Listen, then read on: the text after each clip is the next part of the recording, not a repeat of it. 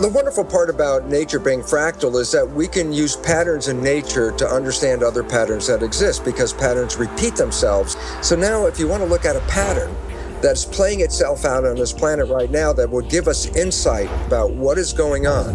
So I say, look inside a caterpillar that's growing. And a caterpillar represents, let's say, 7 billion cells living under the same skin. Each cell is a citizen. And guess what? They're like people like us. They're working every day. Cells in the digestive system are taking the food and breaking it down and making products out of it. Some cells are the motility cells. Those are the cells that move the caterpillar around. The structures of like our highways with trucks and vehicles carrying materials all over the place, something like that. Cells of the immune system are taking their job of protecting the system. Respiration system is making sure fresh oxygen is being delivered. So all the cells have jobs. The caterpillar's growing. If you were in there and a reporter, you look around going, yeah, the economy is going great guns. It's growing every day.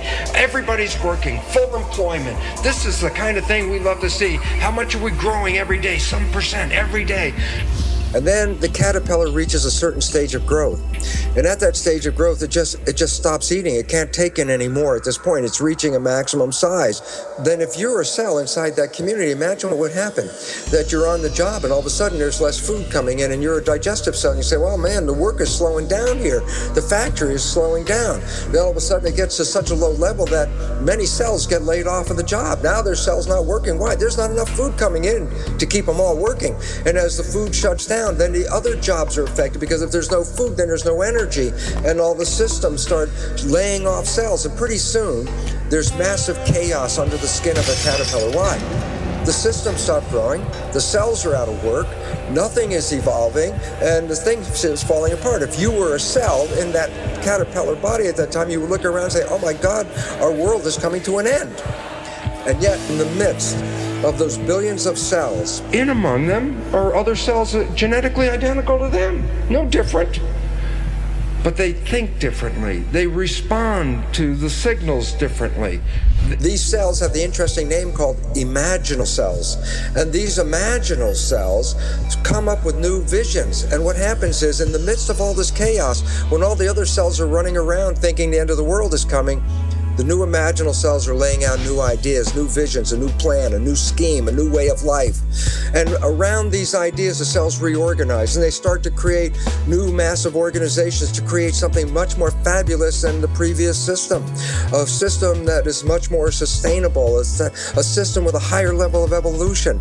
And that system they're constructing called the butterfly. So there's a transition from an old world of caterpillar with an old belief system and an old way of life that was no longer sustainable. And therefore, you have two choices in this world right now. You can retain your caterpillar status and go, oh my God, the sky is falling, and be in fear. Or you can say, the caterpillar is going, I want to build the butterfly.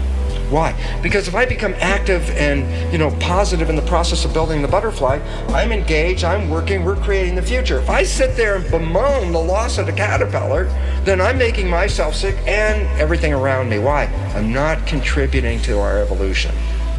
And so, where are we? We're at the demise of the caterpillar stage of civilization and the rise of the butterfly.